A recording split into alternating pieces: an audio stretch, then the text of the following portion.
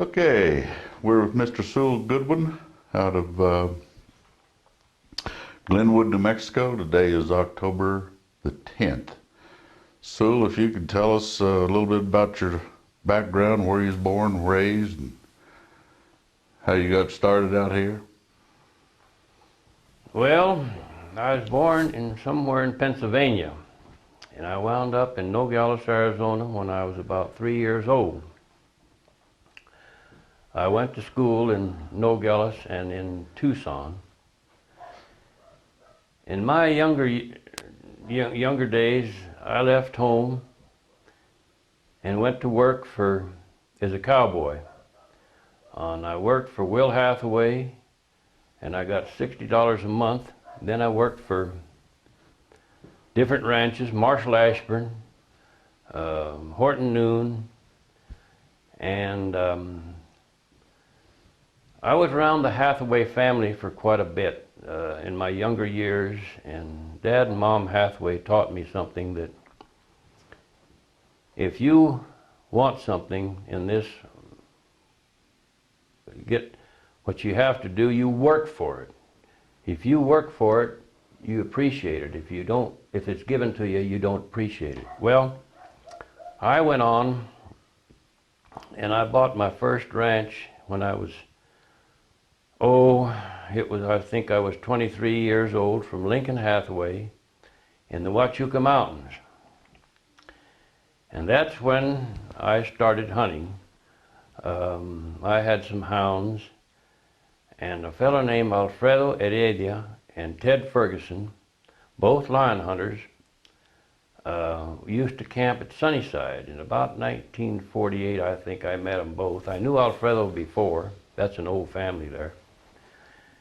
And I kind of got connected with them, and I started, well, first of all, I had dogs of everything, and Ted told me, he says, if you just keep 1 or 2 dogs, you're going to be better off. And so I took that advice, and I just kept a couple of dogs, and I'd borrow Alfredo's, and I started hunting in the Huachucas, and that's where I started with. And that's been, I guess pretty close to 50 years ago. And gradually, I had another ranch right next on where the Parker Canyon Lake is. And then I went on to the Glures, and I had one in where the old power shooting took place. And then I wound up on Eagle Creek and on Blue River, and eventually over here. And Lois and I have owned 8, this is the 8th ranch that we've owned. And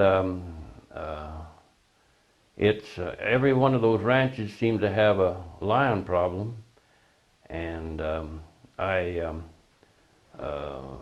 bear. And I have hunted a lot in Mexico, in northern Mexico. I've never been way down in Mexico, but it's all from the Chihuahua line all the way down to Lower California, all the way down the Baja there. And I have hunted lions. Ted Ferguson and I hunted lions for the Mexican government on a sheep project there. So one thing led to another, and I guess you might say, and I don't take dudes. I've taken some hunters over the years, but now I don't take any more. I've got some doctor friends that I started taking hunting 40 years ago, and we're still going. And they're all from Tucson, and we've just had a real good time with them. I guess a lot of it was word of mouth. For example, they kind of kid me about this, but I was buying a ranch in Parker Canyon, the second ranch I had, and everything was together, and we were supposed to be at the lawyer's office in Nogales at 9 o'clock to close the deal.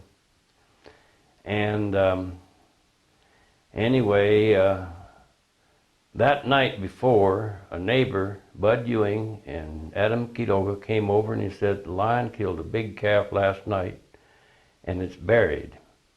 Well, here I was supposed to close a ranch deal at 9 o'clock in the morning, and these guys came over and said they had a lion. So what I did, I didn't have a phone, so I sent the wife to town, and she was there at 9 o'clock. I went down early that morning, and we caught the lion and took care of that, and I got back there at the lawyer's office about 4 o'clock in the afternoon. I had the dogs, the lion, the mule, and the whole works, and they waited for me. I think that picture is right there, that one is, you can see it right there with Bud Ewing and Adam Quiroga. But they kidded me about that for years. But Ted Ferguson and I became real good friends, and he and I hunted a lot together, and Alfredo Heredia was another one. And they were just people there in Santa Cruz County, or Ted lived in Safford. Alfredo lived Washington Camp, and in those days there was just 3 or 4 bunches of dogs. Bob Kane had a bunch, and Doug Cummings had a bunch of dogs, and Bob Bergier had a bunch of dogs in the Santa Ritas. And we were the only people that really hunted there, and we all respected each other, and we wouldn't go over to hunt in somebody else's territory unless we were invited. But we all invited each other, and so they'd come and hunt with me, and I'd go hunt with them. And that's the way they used to do it. Yeah. I've talked to you before about pups, and I know you like to use the term that you like a pup that shines. Can you explain that a little bit? Well, first of all, I like to see a dog that's got good, tight feet on it. That stands up good. These coon-footed dogs, they've got, and if it's black feet, it's better, but I like to see it stand up, and I like to see a sharpness in the dog. That kind of indicates that the dog's got some brains to him. And you can get in some of these predicaments and you wonder what's going on, and I just felt that a dog that had sharpness in it had more, I guess you might say, he figures things out quicker. Sometimes you'll jump a lion and he'll run back one way, and then pretty soon he'll come back over his tracks, and it takes a sharp dog to figure that one out. And so I like to see those pups that show sharpness in them. And then I take a lot of time with a pup. First of all, I'm going to say a young dog. I'll take him and fool around the house here with him, and if he's watch him, and he might run rabbits and things like that. But if he learns to use his nose, then I'll take him a horseback. Whenever I go do anything, I'll take my dogs with me, whether I hunt or whether I just go check cattle. I'll take 3 or 4 of them with me, or 2 or 3, or whatever it is. And if there's a pup there, I like to take him along. He kind of gets to learn about getting around the country that way, and I think that each dog is going to be different. I think that you kind of study a dog and kind of figure how you're going to work with him. I've got a dog down here that came from Leon Cox. He gave me, and I call him Banana. And he is into everything. And he's a little different, but I just kind of sit back and watch him and then figure out what I'm going to do with him. The first thing, I had to get the dog to bond to me. So I'd take him with me in the pickup. If I went to change water or anything I'd do, that dog would go with me. And I got him to bond with me, and now he's coming right along. But it takes time. Some dogs learn quicker. I've got another pup that's just a little older than he is, and this dog just fell in and went right on. But this one that I call Banana, he's a little different, and you just got to figure him out. But that I call a pup up till they're about 2 years old, because they're still that puppy age sometimes.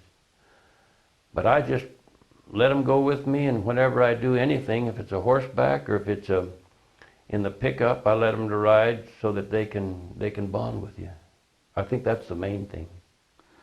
So whenever you go up and say there's a litter of 8 pups, that one that shines will stand out like a sore thumb, won't he? That one, and if it's a runt, I like a runt.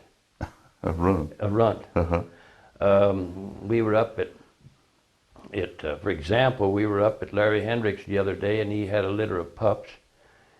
And Leon Cox and I were there looking at them, and we noticed this runt, and both of us said the same thing. That's the pup that I'd like to have, that runt. Uh-huh.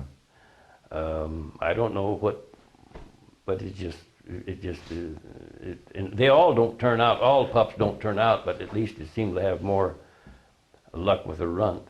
It's just my theory. I don't know if it's right or not. What size dog do you like in weight, a male?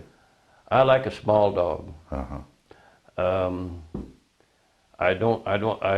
just partial to them. There's some big dogs that I'm sure are good, but a little dog can get around in these rocks and these bluffs, and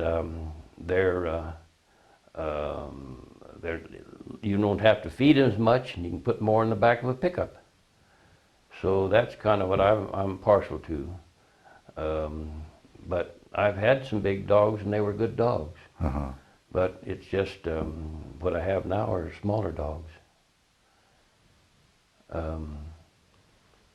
I had a little dog, walker dog, that we called Maggie, and she got to be a favorite. And she'd sleep in the house just like a house dog, and you could take her and go catch a lion with her, and she'd try and catch a bear. She had been slapped by a bear one time, so she had a little cautious with that. But I guess you get favorites. I know I do. Yeah. Both Lois and myself are both have dogs that are favorite. We have one dog here now, one pup. We call him Eddie Lee. And a pig broke his jaw in 3 places. And I think there's a picture of Dr. Wenzel that had put a bumper on it to protect it. And Lois doctored that dog and doctored that dog, and that's her favorite. And the dog got over it, and he's here today. And he's not scared. I thought it maybe make him a little bit hesitant to get in there, but he's doing all right. What type of feed do you feed your dogs? I'd like to feed Purina if I can get it. I use this Western, which is pretty close. I used to feed Purina all the time, but where I get it in Silver City, they don't have it. And so I use this Western, which I can get from them, and it is pretty close to that. Do you feed that same feed year-round? Oh, I'll get into wintertime. I'll feed more high protein when it's colder, and I'll take tallow, or I'll feed sometimes a meat with them, scraps or something like that. Kind of, if you're working the dog hard, they need that meat. Mm-hmm. And whenever I catch something, I've taken and I'll always feed those dogs. We'll sit down and they'll eat, and I feed them whenever we catch them. I'll feed them off of the carcass of the lion or the bear.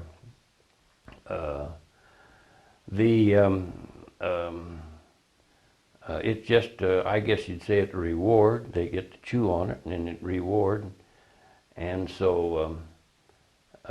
It just helps them, and especially in the wintertime when it gets cold. They need that extra high protein and they need that extra. And I'll give them some minerals and things like that also to help them, to boost them on. They just perform a lot better. Mm-hmm. Well, you got to have them in great shape too. Yes, you do. I mean, it's just like anything. If your animal is, or your dog or your horse or your mule is poor, it can't perform. Exactly.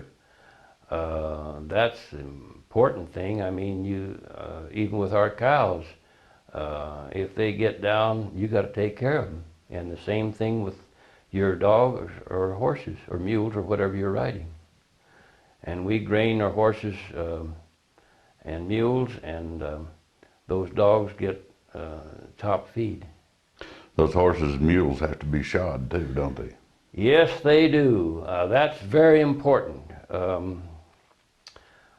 One time I was down in the Sierra Madres hunting in this ranch, and it was a poor, poor place. And we had horses and mules we were riding, and they got pretty low on they didn't have any shoes on them, and they were trying to go downhill and they were going sideways.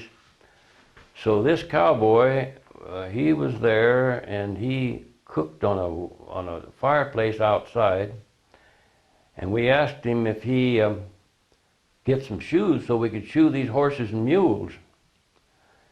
And he says, okay, I'll get some. So in about 3 days, he had a radio that he could talk back down to Kumpas and order supplies and stuff. Anyway, in about 3 days, a truck came up and brought us our supplies, and he brought this rebar.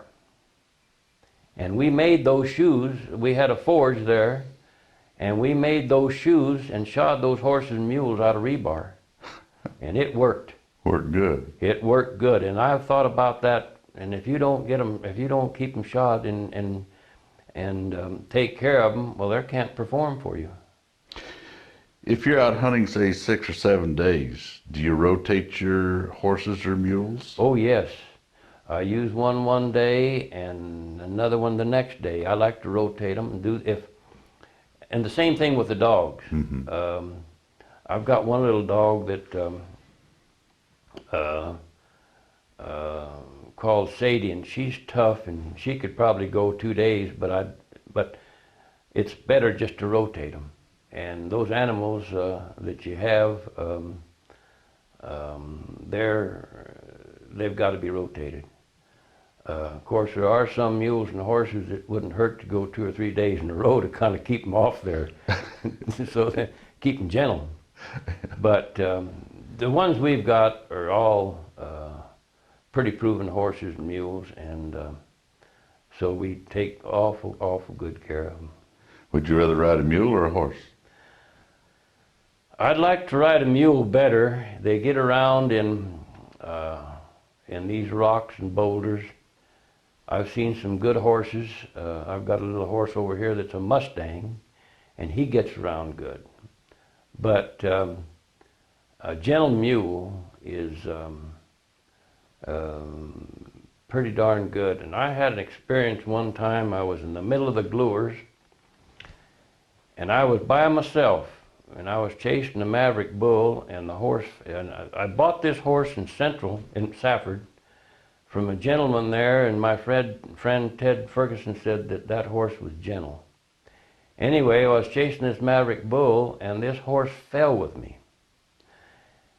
And when it got up, my foot was hung in the stirrup, and I was over the top of the horse and hanging upside down. And that horse got up, and he just stood there. And there's a lot of things that go through your mind when you're hanging in that position, and there's no way in the world that anybody's going to find you there. And I took and undid the back cinch, and then I undid the front cinch, and I pulled the whole saddle and everything over the top of me. And I got my foot out, and the horse just stood there. And I've thought about that many times, because a gentle horse or gentle mule is very, very important. So I guess that, and I've thought about that, because that man told me, he said that horse was gentle, and he was. I bet you liked that horse. You bet I did. I kept that horse till he finally died, but I kept him all the rest of his life. How about any other wrecks? You ever get into any more? Oh, yeah. Not lion hunting. I was chasing cows and stuff like that. I've been bucked off, and I've been drugged, and I've been kicked in the head, and a lot of funny things have happened to me. But as far as lion hunting, you don't go in any fast pace. If you get after those dad blame bears, well, they'll take you for quite a ride. But if you just kind of poke along like following them dogs and with on a lion track, well, you don't have to get in any fancy race. You rather run a bear or lion? Well, I've waltzed around with those bears quite a few times, and I'd rather run a lion because you can sit down and watch those dogs, and to me, that's the whole thing right there. One bear story that I might throw in here. Years ago, we were hunting, and I had a fellow named Jesus Barrios that was a cowboy. And we were hunting out of Sunnyside, Ted Ferguson, myself, and we went up top of the Huachucas and got up to Pat Scott Peak, and we're going down the backbone, and we hit a bear track. And I don't, this Jesus, we called him Cananea. He was a cowboy, was with us for years, but anyway, he used to ride this black Persian horse. So Ted said, send Jesus back down towards Miller Peak and see which way those dogs are going to go. We'll come back and look for a track to see if we're going right. Well, we found the dogs were going right, so we went on back down to a couple of saddles, and we found the black horse tied to the fence. And so we wondered where Jesus went to, and we went off towards the Copper Glance side a ways, and it was real thick brush. And here comes Jesus, and he says, it's a bear, it's a bear. He says he's got a 3-foot wide head on him, and he says he's the size of that black horse. Well, he was excited and jumping up and down, and we got him calmed down, and apparently he heard those dogs off on the Copper Glance side. So he goes crawling through this deer trail in this brush, and the dogs came up the other way, and he looked up, and that bear was probably about 10 feet in front of him, coming right towards him. So all he could do was just dive off to the side and let that bear go by. Well, they run that dad blame thing off into Carr Canyon, and I don't know, all over the place. And that afternoon, they finally got him stopped over there back on the Wakefield side. And that bear was not 3 foot wide. He wasn't the size of that, that Persian horse, but he was a nice bear, but he was nothing like that.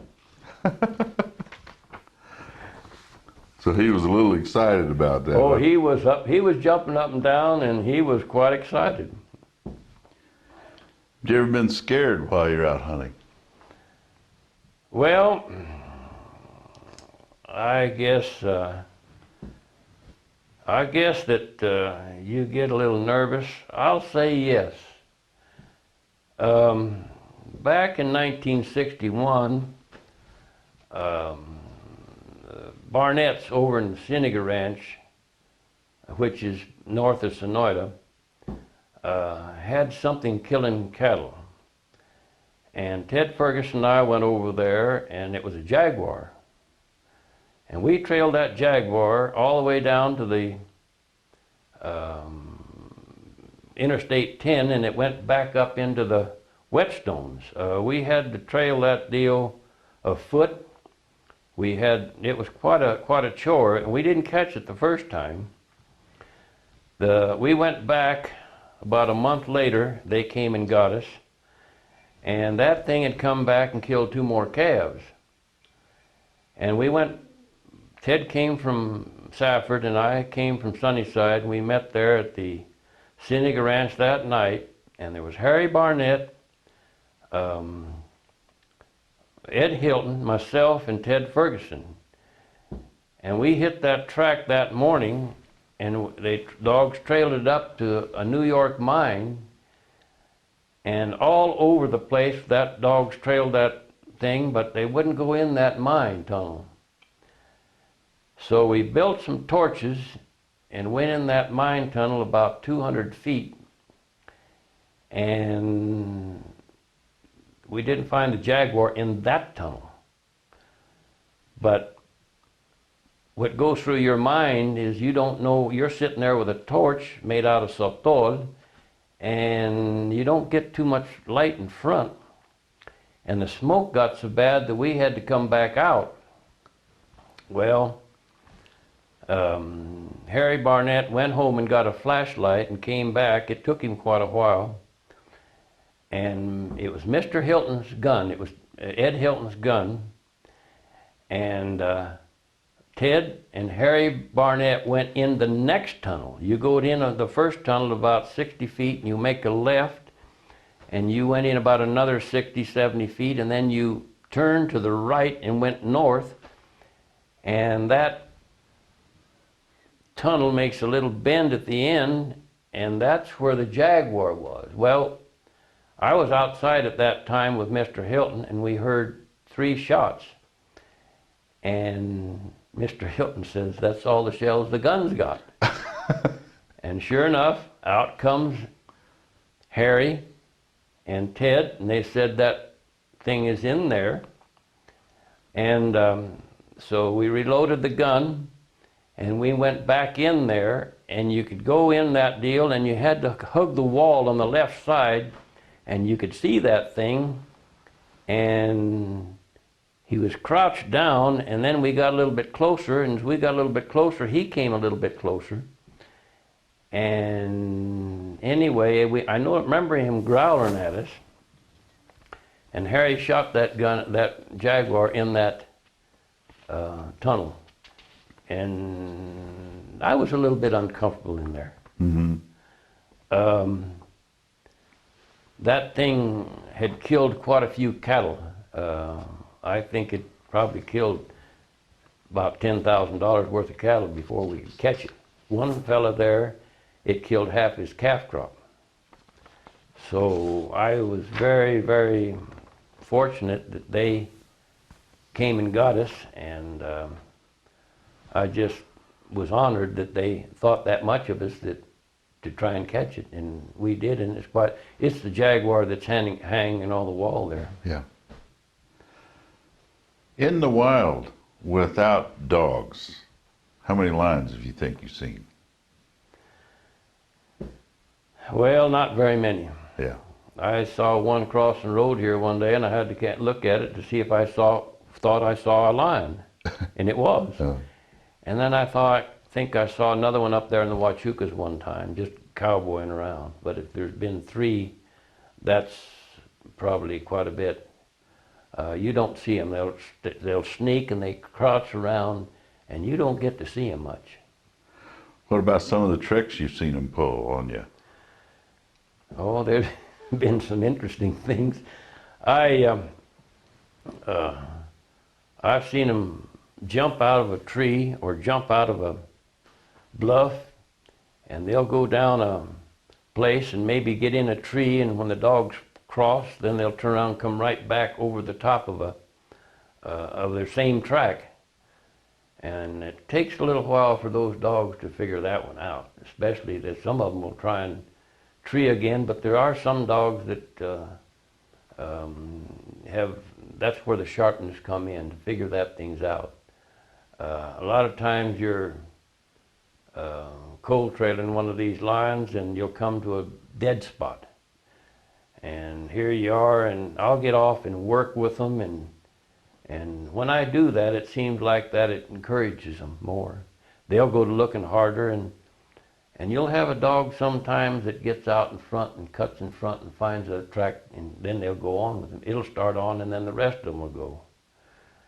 And I work with those dogs as much as I can. But they'll get in those bluffs, and they'll crouch down and get behind a tree, and you can't see them.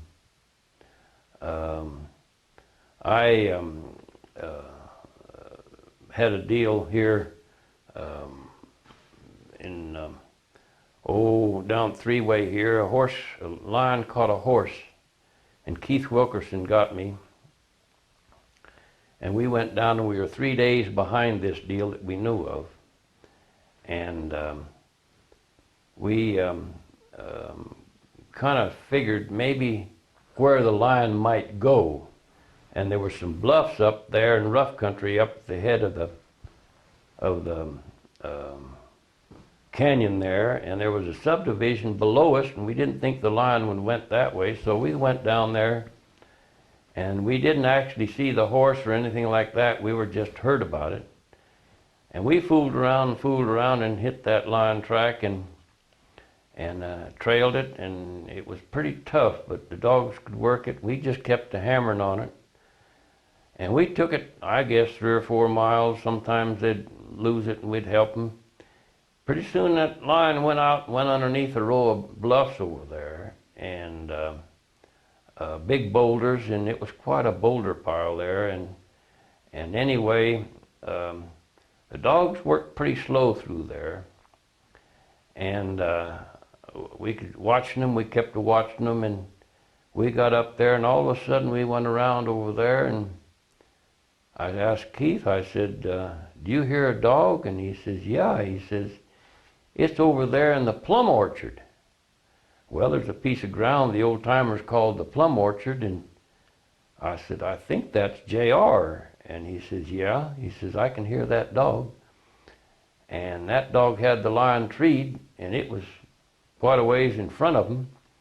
And pretty soon all the rest of the dogs got it out of that bad spot, and they went right straight off a canyon, right to that tree, and they all went treeing. And this lion was real old. This lion had a gray all over his face. He had a great big scar on him here, from the bottom to the shoulder, and I don't know what happened there, but anyway, Keith had a tag, and he shot the lion, and we looked at it, and it didn't have a tooth in its mouth, just 2 knobs where the fangs are, and that lion was plumb fat. And that was over there at Clifton, and there's a bunch of sheep over there.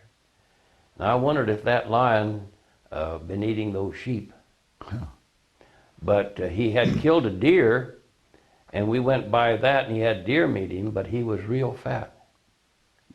So I think that's where he was right around there, but he was, I don't know how old, I'd say he was 20 years old. My goodness. But he was pretty good shape. Huh. What's the biggest lion you've ever caught? I don't know. In length or weight? I guess that I'd never really measured them. I think 7, 8. This lion that's on the wall is a pretty good sized lion. It was caught over in Fritz Canyon there. I think he went about 7, 8. I did catch one here that I weighed where I could weigh it, and it weighed 160 pounds. He's around here somewhere in one of these pictures, but it's kind of hard to pack a scales with you and all that stuff. And anyway, just as the line drops like that, if you do have a measuring tape, you can measure it from the tip of the nose and go right on back to the tip of the tail. And that's the actual weight. I've stretched those hides to where you can get quite a long line hide out of them. I think they'll stretch about 3 feet. But the actual way where the line drops, I think that's, and then you measure it from the center of the back to the paw. But actually, it's kind of hard to weigh one. Because packing it off there, and so I don't know. I think there's a lion right there that was taken in the Santa Ritas that was a big lion, but I never did weigh it. And then there's a picture of the leaves over there in the Chiricahuas that weighed a 212-pound lion, and I believe that. Yeah. I believe that. And then there's another one that in here that Jeff Brent sent from somewhere up north and I think it's two 17 pounds. But it's kind of hard to weigh them, because if you're just out there knocking around and you're to pack them off, and I don't want to pack a scale and everything like that. Yeah. Do you consider your dogs cold-nosed? They're cold enough. I've got a couple of dogs that are more colder than others, but I've had some. You get a real cold-nosed dog, and I had a dog one time that was part bloodhound, and he was cold-nosed, and you'd catch the lion been off over there skinning it, and by gosh, he'd finally show up, but it took him a little while. But he'd stay on there. Uh-huh. But these dogs I got nowadays they're good enough. Yeah. I've got they probably not as cold as I used to have, but they're good enough for what I want them for. Now, you still go best to best. There's no registered dogs. You guys get together and you trade pups and steal pups from one or the other. And That's the dogs that I have now. I've Leon Cox. I got me 2 females, and those dogs went back to Wiley Carroll's. And I took one of them called Freckles, and I took it over to Terrell Shelley's, and we bred that dog to one of Terrell's, or his male to this female. And then I hunted with Scott Derringer, and he had some dogs that went back to Goswick's. And then he had a dog that went back to Ted Ferguson's. So, and then I hunted another time with Scott Derringer, and he had a dog called Radar that I liked. And that dog, he was sharp. He'd get out there in front and get things going. And I said, right there while I was hunting, I said, "You want to sell that dog?" And he says, "Yeah." And I said, "What do you want for him?" And he told me, and I says, "Sold right there." And I brought that dog back, and he helped mine. He helped mine. And I've got pups out of him. I've got some pups out of him now. So it's just, it's a good female over here to a good male over here, and that one that appeals to me. So that's kind of the dogs that I've got. I've got Sammy Foster's widow had 3 dogs that Sammy trained, and they were his, and I bought them from her. And one of them was called Miley, and the other one called Mac and Sherlock Holmes. And Sherlock Holmes and Mac were crossed with something else. Matter of fact, Mac was crossed with a pit bull cross that Buddy Allred had. And those 2 dogs could trail a lion just as good as any of them. And they had grit to them. They were better bear dogs. The dogs that I have now think they're bear dogs, but they give those bear a little. And I guess you'd say I'd rather trail lions, and those bear, you can get some interesting situations with them. yeah, I know.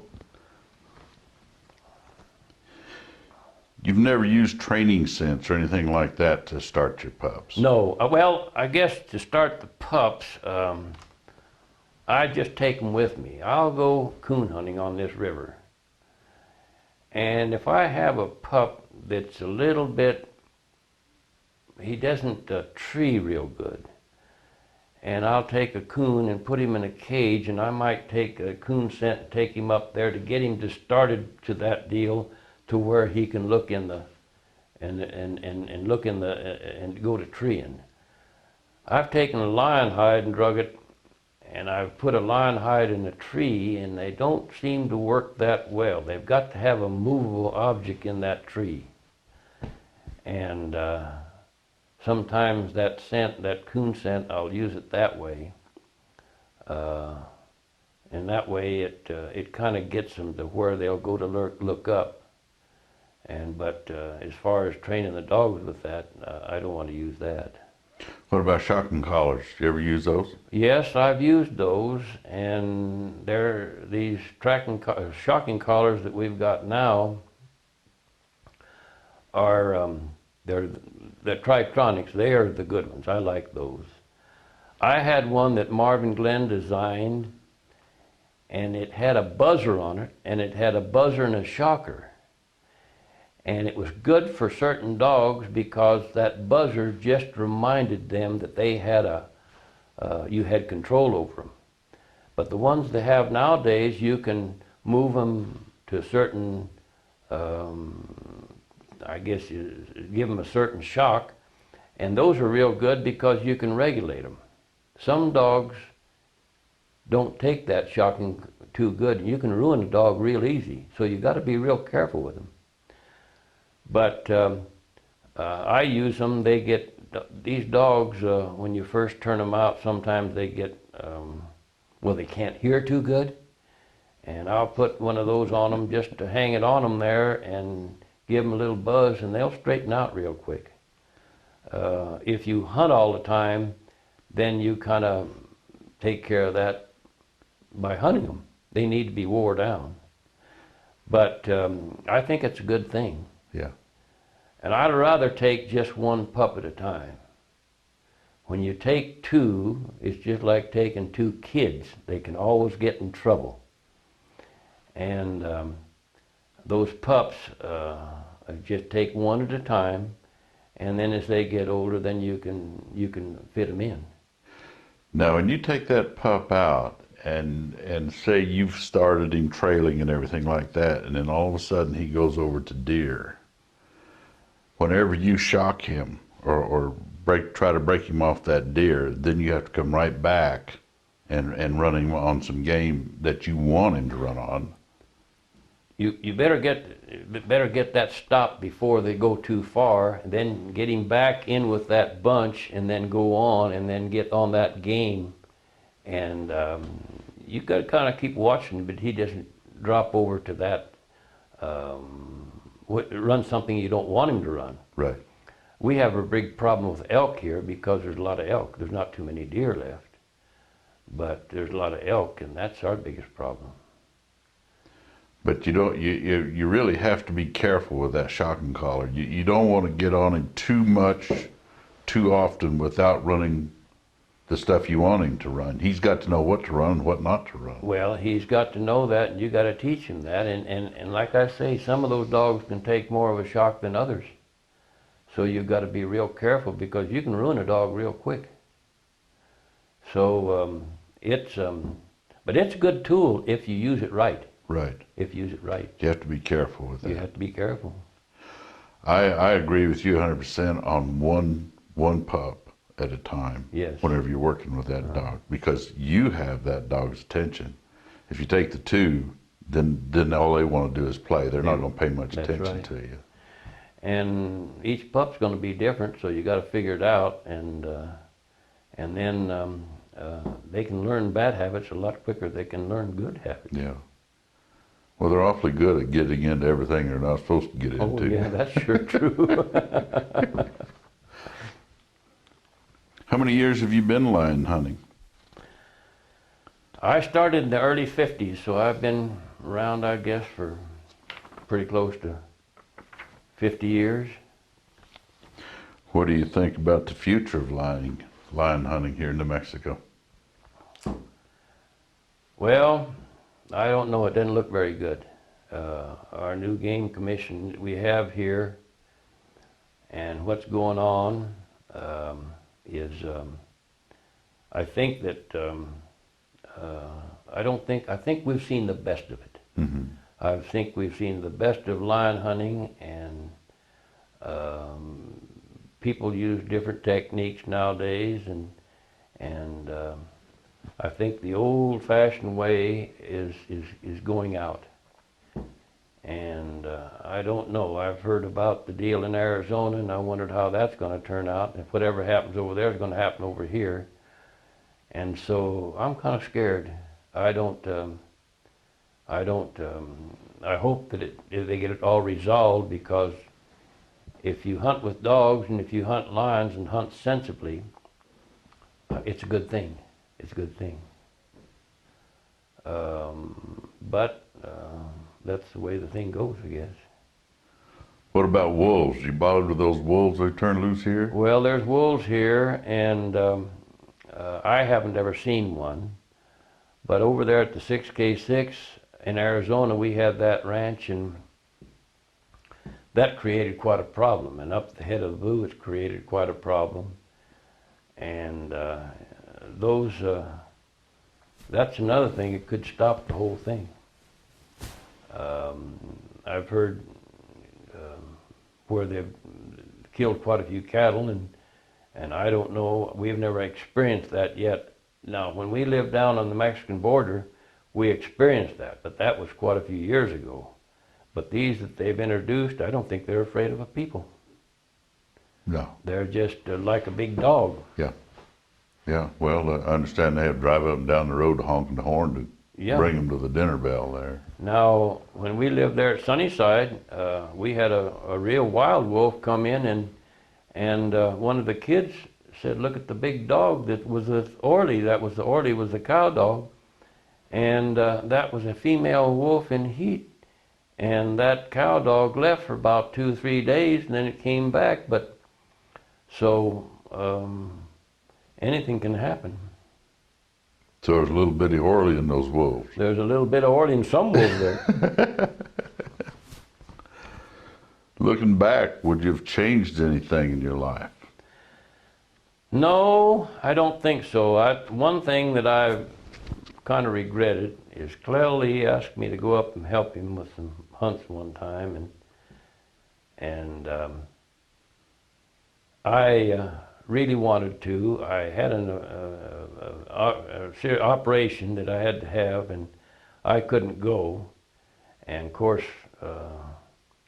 that was towards Clell's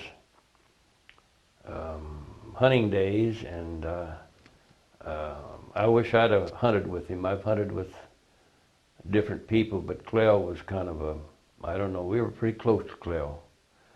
And he helped me in my younger years by giving me 2 old dogs one time, and he knew that I had run out of old dogs, and he gave me 2 of them, one of them called Tuffy and one of them called Bobby. And I got another bunch of dogs started, and Clell was, he helped me that way. And I just felt both he and Catherine they're very close to us.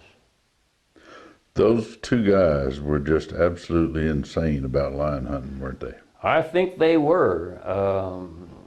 There was, I don't remember how many brothers they were. I didn't know the others, but I did know Clell and Dale. Yeah. And I think there was 3 or 4 of them or something like that. There was at least 4. I'm thinking 5, but at least 4, and 2 of them were killed. Were killed, yeah. Yeah. But they were the greatest hunters. Those were. Yeah. And they could tell quite a story. But Clell, like I say, we were neighbors to him, and we knew him the best. Yeah. Dale, I think he was a game manager or something at Fort Huachuca. He was a game manager at Fort Huachuca, and that's when I got to know him. Yeah. We lived there at Sunnyside on the other side there. And anyway, he was a game manager, I think, back in the late 60s or 65 or something like that. I forget the exact year. One of the, and I remember him real well then, and then of course he moved up here with Clell and Dale through later years. And he was over on Blue River. Shorty Lyons, did you ever get to meet him? I've met him, but I just met him, and when we moved over here, he lived up in Mogollon. But that's all, I've just met him. Yeah. Dub Evans, in his book, he quoted, one of the Lee brothers sent him a letter where they had started a lion on a 7-day track and another one on a 5-day track. and they caught those lions. Yeah. What do you think it would take, scent conditions today, to catch a lion, say on a 5-day track? What would be the weather conditions? Well, it'd have to be awful good conditions. Um, I think would have to be some moisture in there. Dry, you know, as dry as it's been this year. But I could see where it could be done. And you keep hammering on that track and working with those dogs, and it can be done. And they had those old cold-nosed dogs then. Well, they were also good about pulling off that track and say, well, we'll pick it up over here 5 miles this way. That's the whole thing right there. You take, and if you've trailed enough lions, you kind of know which way they're going to go, and what you'll do is cut in front and pick that track up. I think that's something that is very important, and I think you'll find these old lion hunters will do that. And you just talk to them, and I believe they'll say the same thing. And they know which way that lion's going to go, or where he thinks he's going to go. And you'll pick your dogs up, and when you come back the next day, maybe you'll go a little bit further in front so you can gain a little bit that way. But it takes following those dogs for many, many, many miles to know where to go. Figure that out, yeah. I think it's something that well, it's an act that's forgotten. Well, the old dry ground hunters, the ones who just like to go out on mules or horses and cut a track somewhere and work that dog or work that lion, that's pretty much gone. That's a special kind of hunter. Yeah. And a special breed of hunter, and those people are, well, it's coming to the end. I used to like to hunt with Ray Freeman, and Ray Freeman would study those dogs while they were trailing. He would study them. You'd watch him, and he'd study those dogs, and he'd get right down and study with them, and if that was the whole thing. That's the whole thing right there. I think that, and I like to do that. I like to do that to see which dog can figure this deal out. And some are better than others, and you can kind of learn a lot about your dogs that way. Here, I don't know, 3 or 4 years ago, I went up the river and I treed a female and a kitten.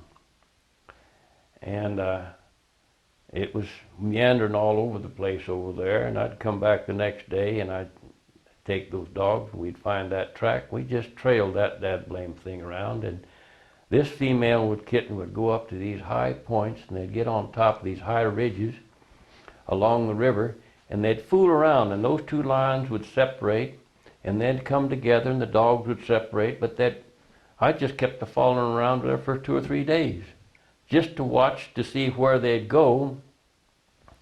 And it was interesting because one dog would pick it up over here, and away we'd go over here, and one would go over there, and then they'd get back together again, and they must like to get up on top of those high points, and they can look, because they'd spend a lot of time on those high points.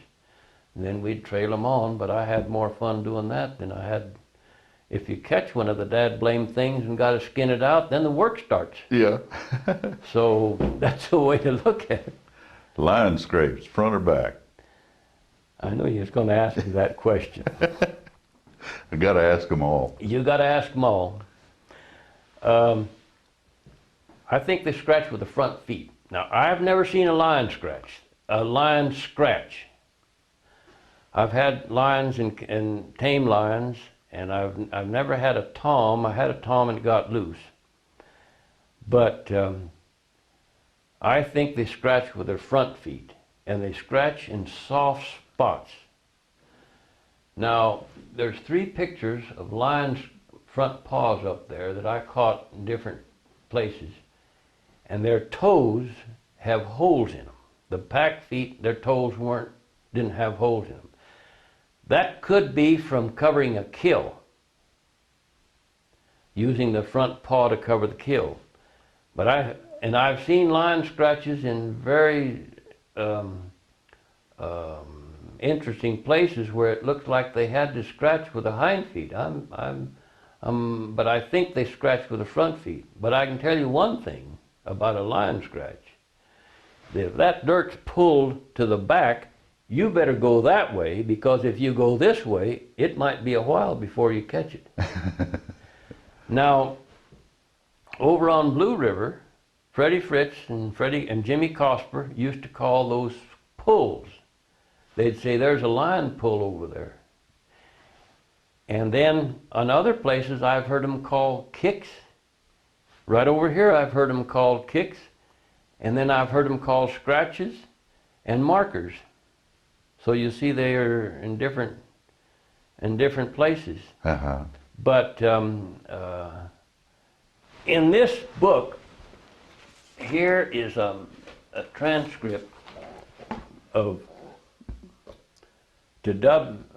Frank Dobie, explained by Frank Dobie, and this is Ben Lilly's papers that he wrote on lions. It came out of a doctor's office in Baird, New Mexico, and this Mr. McFadden, I think, put it together, and he got these